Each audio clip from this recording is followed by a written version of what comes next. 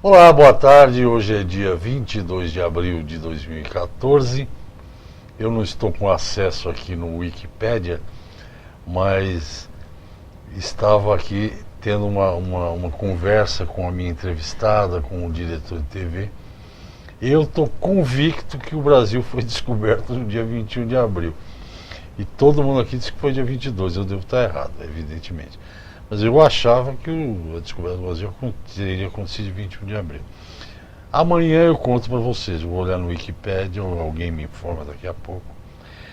Bem, passamos os feriados, a Páscoa. Eu até brinquei lá em casa porque é Sexta-feira Santa, sábado de Aleluia, domingo de Páscoa, não é isso? E segunda foi o dia, então já vou esquecer o descobrimento do Brasil. Comemora-se a morte, né, do Tiradentes. Bem, hoje, antes de começar a conversar com a minha entrevistada, que eu não posso ser muito longo aqui, o destaque desta manhã, o café na Bolsa de Nova York, para você que me assiste e gosta de saber da coisa de café, o primeiro vencimento, que acho que é julho, estava com uma alta superior a 5%, 2 dólares e 10 a libra-peso. E o último, que eu acho que é dezembro, estava com uma alta superior a 7%. Boas notícias, é ruim para quem não tem café, né? Bom, se vocês quiserem eu tenho esse Bovespa e dólar, mas daqui a pouquinho. Eu coloquei na página do programa na internet, agora há pouco, que o agronegócio, a agropecuária paulista é um grande negócio do Estado, e é. Cana-de-açúcar é, sim, o primeiro produto da pauta de agropecuária. Mas existe um instituto que vocês conhecem, chamado Instituto de Economia Agrícola. Eu estou aqui com a diretora do Instituto de Economia Agrícola, Marli Mascarenhas. Eles fazem muitos trabalhos lá. Um dos trabalhos chama-se VBP, Valor Bruto da Produção. É sobre esse assunto e outros, evidentemente, se houver tempo para isso, que a Marli vai comentar com a gente. Saíram os números do Valor Bruto da Produção do ano passado, 2013, feitos pelo IEA. Boa tarde, Marli, muito obrigado. Boa tarde. Só queria mandar um abraço. É uma amiga minha de Santa Cruz do Rio Pardo. Ela pediu para. Dona Circe, um beijo para a senhora. Depois eu falo mais se der tempo, Circe. Então, o que esses números estão revelando, assim, de uma maneira geral, Marli? Bom, embora o valor bruto da produção do Estado de São Paulo em 2013 tenha sido menor que o anterior, de 2012, nós podemos dizer que, no geral, nós tivemos pouca variação e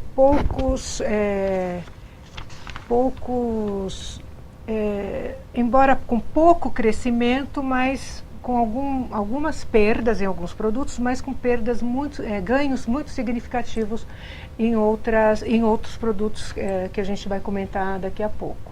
Mas, no geral, o valor da produção do Estado de São Paulo, ele fechou 2013 no valor de 57,7 bilhões de reais. Quase 60 bilhões de reais. Um monte de dinheiro. 1,4% acima do valor anterior de 2012. Só pode se ver isso com otimismo. Pelo que eu entendi, há uma certa estabilidade na produção paulista, né? Quer dizer, uma coisa, porque um ano sobe alguma coisa, cai outra coisa. Mas a agricultura, não sei se você concorda comigo, chega num limite de crescimento, não dá para crescer 10% ao ano, né? O crescimento é menor.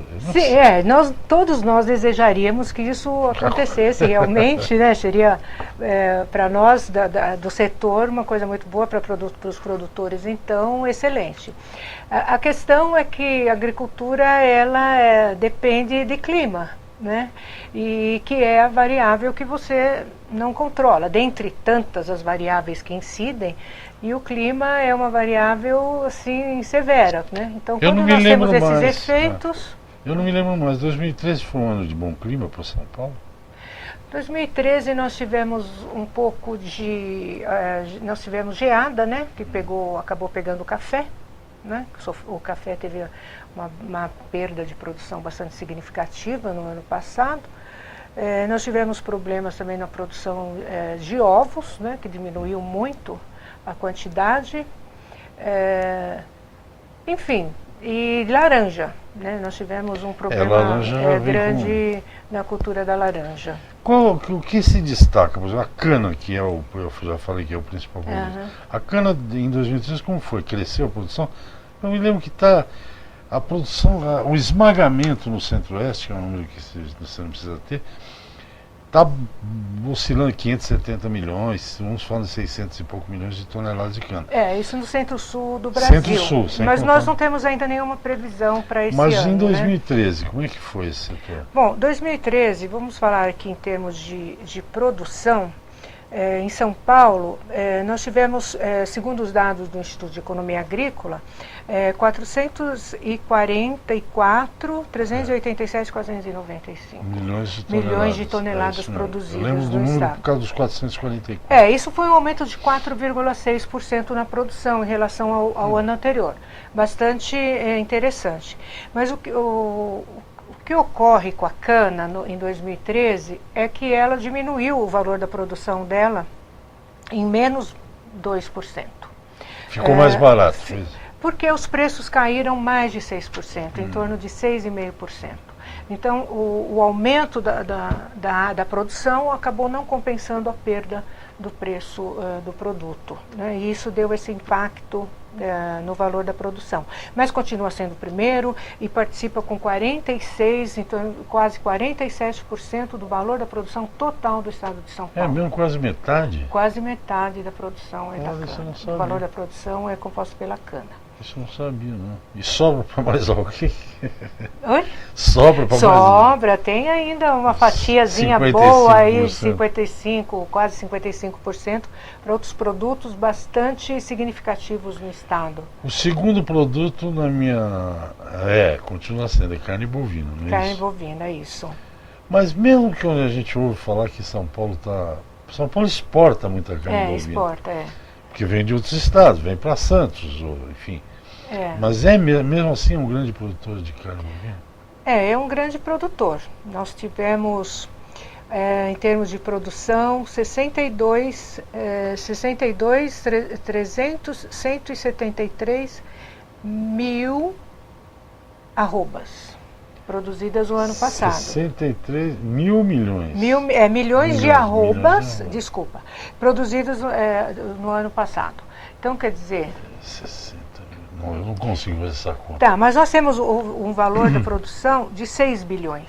6 bilhões? 6,3 bilhões para a carne bovina no estado de São Paulo. O que eu achei curioso, ali, que eu não olhei, porque esses números saíram agora, estão quentinhos. Por isso que eles estão ainda até na minha mão, ainda estão... Não sabe decor, vão sair ainda. Acabaram de sair. Eu achei, e esqueci de olhar quando a gente conversava ali antes do programa, um setor que é forte em São Paulo é o setor que a gente estava falando do castanho, do negócio de madeira, não é um setor importante? O produto agroflorestal, ele participava no valor da produção do estado, vem participando, né, nos últimos anos, sempre no terceiro, quarto lugar. Inclusive, quando a gente começou a calcular esse produto, outros produtos acabaram perdendo posição em função do valor da produção agroflorestal.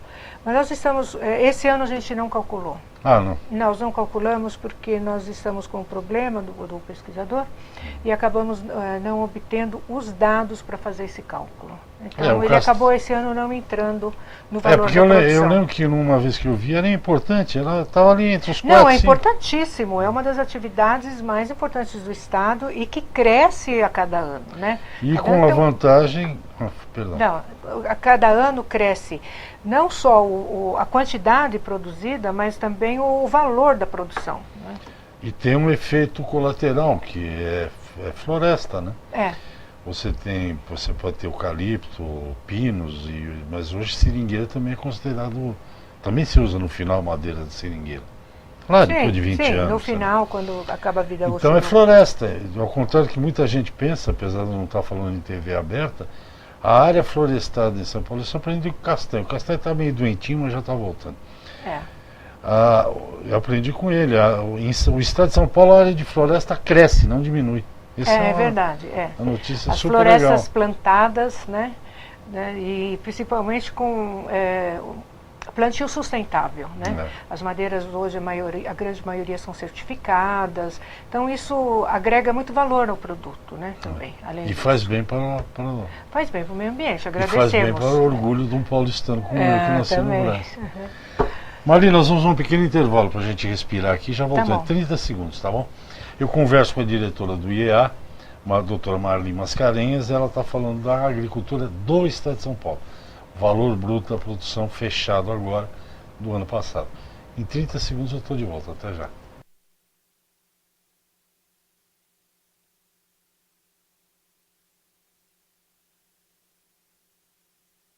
Conta que eu estou lá.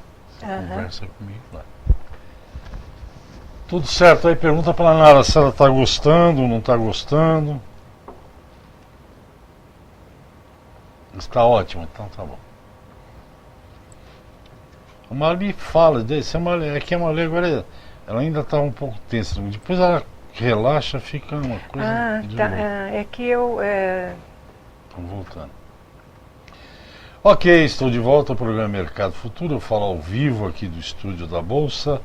Hoje é dia 22 de abril de 2014. Converso com a diretora do Instituto de Economia Agrícola, IEA, órgão ligado à Secretaria de Abastecimento aqui de São Paulo. E a doutora Marli comenta a água. Você imagina o seguinte, agora que eu vi o número aqui, ela disse que no ano passado São Paulo produziu mais de 60 milhões de arrobas de boi. Se o valor fosse o que está hoje no mercado físico, de R$125 a arroba, vocês iam ver quanto que era o valor só em arroba. Estava menos no ano passado, mas enfim. Não, o valor é 6,3 bilhões de reais. É isso mesmo. A gente vai voltar para esses produtos grandiosos e tal, soja, etc. Tá. Mas São Paulo ainda é um grande produtor de hortícolas, essa coisa que a gente usa para salada, vai. É? E nós tivemos e entra nesse valor da produção? Entra no valor da produção. E em 2013 aconteceu uma coisa interessante, porque houve uma quebra muito grande de produção de hortaliça em outros estados em torno de São Paulo. E São Paulo acabou abastecendo esses mercados e acabou também e houve uma pequena queda de produção, principalmente de algumas folhosas em São Paulo. E o valor da produção, e com isso os preços das olerícolas do estado subiram assim satisfatoriamente, né? E houve só no grupo das olerícolas, no geral, um acréscimo de 49,32% no valor da produção bruta. Então nós saímos de 2,3 bilhões de reais do valor da produção de hortaliças em 2012 para 3,5 bilhões de reais, bastante significativo. E nós tivemos assim algumas coisas bastante interessantes quando a gente analisa o grupo das olerícolas. Por exemplo, o repolho, ele teve 99,66% de variação no valor da produção. Então, foi... subiu quase 100%. Para a gente ver o que é a substituição na agricultura, né? Porque o repolho, ele acabou substituindo as folhosas nas saladas. Então, ano passado, o paulistano comeu muita... Não, cru. Nas saladas, cru. O paulistano comeu bastante salada de repolho. Eu prefiro repolho cozido, mas é bom cru também. Então é bastante interessante. Alface, essas coisas? As folhosas no geral, né? As folhas alface, rúcula, agrião, escarola. E uma outra olerícola, né? Que nós também... A batata, né? Batata subiu 97%. É um tubérculo, mas classificado olerícola engloba.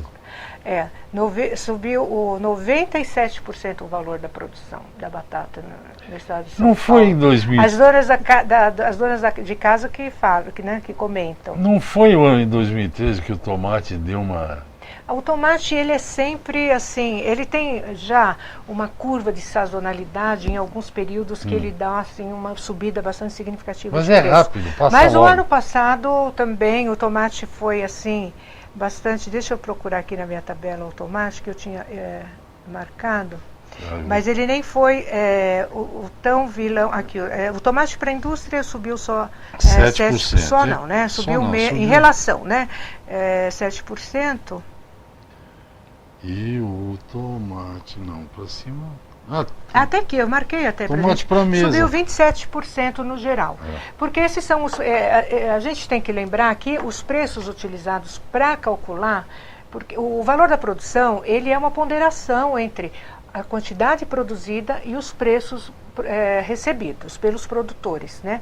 Então, às vezes, você tem uma cultura que o preço sobe muito, mas a produção cai bastante, então isso não impacta muito no seu valor da produção, porque às vezes o aumento do preço não compensa a produção, ou ao contrário, você tem uma queda de preço e um aumento da produção, ou que pode impactar muito para cima, ou às vezes não, acaba não compensando. Então a gente tem sempre que pensar nesse conjunto de preço e produção. Então, e outro produto que teve assim, um valor da produção bastante elevado foi a batata doce. Né? Porque também acaba substituindo a batata inglesa de alguma forma, e isso valoriza o produto. Você tem uma produção menor, que acaba não abastecendo aquele mercado da batata inglesa, e os preços acabam subindo bastante. Tem coisas, já que você falou... E a mandioca, porque teve uma quebra muito grande na mandioca para a indústria, uma queda muito grande no Nordeste. Né? E isso impacta em São Paulo? Porque o Nós somos Nordeste ele tem uma importadores de grande... mandioca? Nós não somos importadores, mas o Nordeste abastece o mercado brasileiro, né?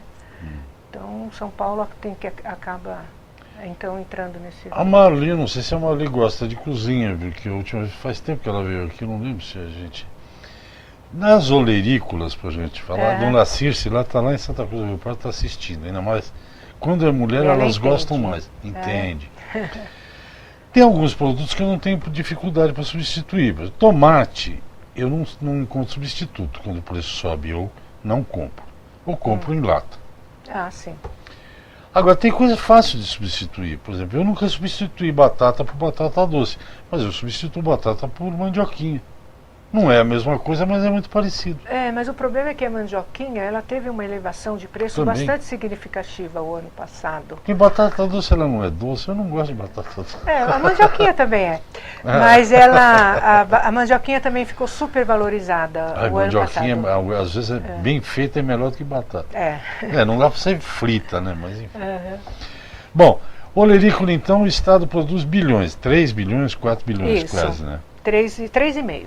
O que é impressionante na olerícola, Marli, é que tem gente, por exemplo, que planta, porque elas são rápidas, a maioria é de ciclo curto. Ciclo curtíssimo. Eu vi uma vez, eu tive com um produtor que ele ganhava uma fortuna plantando, não sei se era quiabo, era uma das que, não das mais voltadas. E 2 meses, planta, colhe e já vende. É uma coisa... O giro de capital é muito rápido. Sim, são culturas intensivas, né? Então você tem uma rotatividade enorme, você normalmente trabalha com produtos diferentes, diferentes, então você tem uma rotatividade ali que, quer dizer, ele e a planta renda várias. você vai investindo e vendendo, investindo e vendendo. Um produto que eu acho importante você ouvir você a respeito no estado de São Paulo, porque pode não ser um grande produtor, mas é um grande consumidor. Feijão. Como é que foi o feijão ano passado? Foi ruim? É importante, feijão, né? O feijão, na verdade, ele teve um valor da produção de 623 milhões de reais. Olha, o preço geral dos 12 meses subiram em torno de 2,8%, o valor da produção. Quase estável. 2,2%, 2,3%. E então ele acabou mantendo a posição, teve um comportamento normal do que já vinha ocorrendo, né? Os preços do feijão eles vieram há algum tempo subindo, né? E ele não voltou mais aos patamares anteriores. Então ele acabou mantendo ali os preços e a produção também que já vinham ocorrendo. O Brasil produz por volta de 3 milhões de toneladas de feijão, acho, o Brasil inteiro. São umas 4 safras, né? Porque tem aqui, tem IDC, tem Nordeste, feijão de corda, tem... É mais ou menos isso, né, mano? É 3, né? 3,8, É 3 e 4, é o que se consome. Porque esse feijão que vocês descobriram lá no IAC, é um organismo, é uma entidade da Secretaria, eu acho que ele é só consumido no Brasil, o feijão carioca. Acho que não. E muito no estado de São Paulo, né, que é o grande consumidor. Rio Grande do Sul gosta de feijão preto, Rio de Janeiro come muito feijão é. preto. E os argentinos plantam feijão preto para nós. Vamos no intervalinho, a gente já volta. Eu converso, uma conversa interessantíssima, porque é que a Marli é muito brava. Então ela não me deixa partir para essas coisas de ficar falando de comida, mas eu de vez em quando dou umas enroscadas aqui. Ela é diretora do Instituto de Economia Agrícola, Marli Mascarenhas, falando do valor bruto da produção. Na verdade, o valor bruto da produção é o pano de fundo, porque eu não sei se a Marli já percebeu, ela está falando do agro em São Paulo, que eu acho isso que eu acho importante. Vamos a um intervalinho e em 30 segundos estou de volta.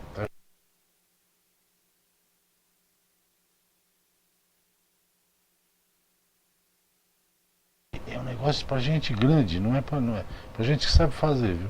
O cara plantava quiabo, plantava não sei, agrião, o ano inteiro. Mas se você vai... Que é tudo irrigado.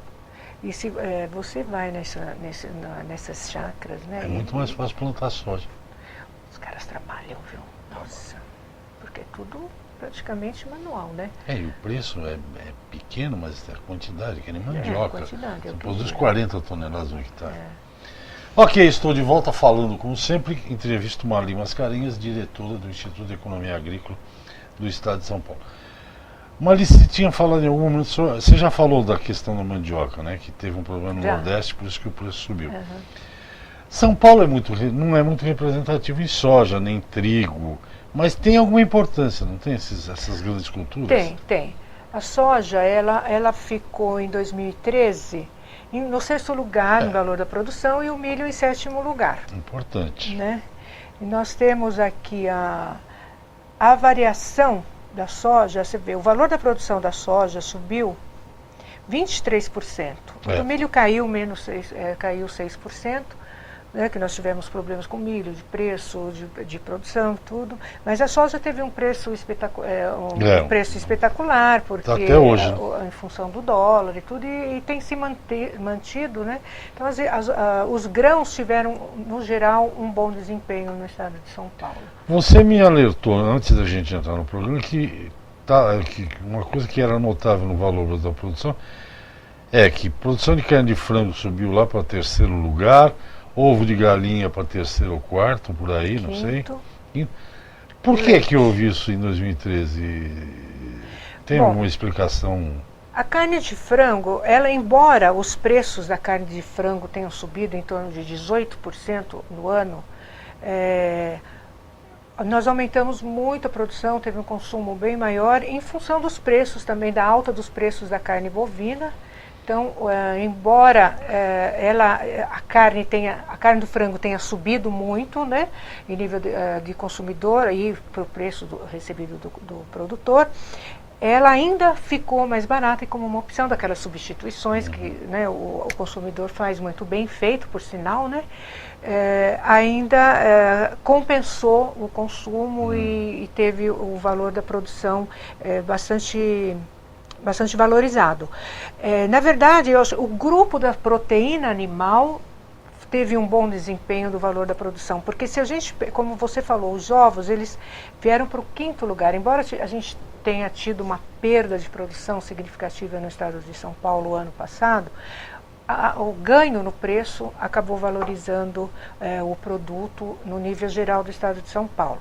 Agora, nós tivemos um desempenho espetacular, assim, muito bom, né, bastante promissor, foi do leite. Né? O preço do leite subiu mais de 10% na média o ano passado e teve um aumento de mais de 20% na produção. Então, o leite hoje ele é o 4º produto em valor da produção no estado de São Paulo no ano passado e o desempenho promete, viu, esse bom desempenho. Embora possa ter caído um pouco de produção por causa das secas e do verão, do calor, né, no início do ano, mas ele pode continuar com esse bom desempenho. Ótimo você me dizer isso, Marli, hoje, porque está confirmado para amanhã a entrevista, eu vou falar sobre leite. Interessante, então, amanhã. O ano passado subiu mais de 10% o leite. Esse ano...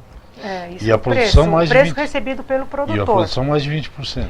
É interessante. Agora, você tem que depois ainda avaliar o preço no mercado, né, para o consumidor.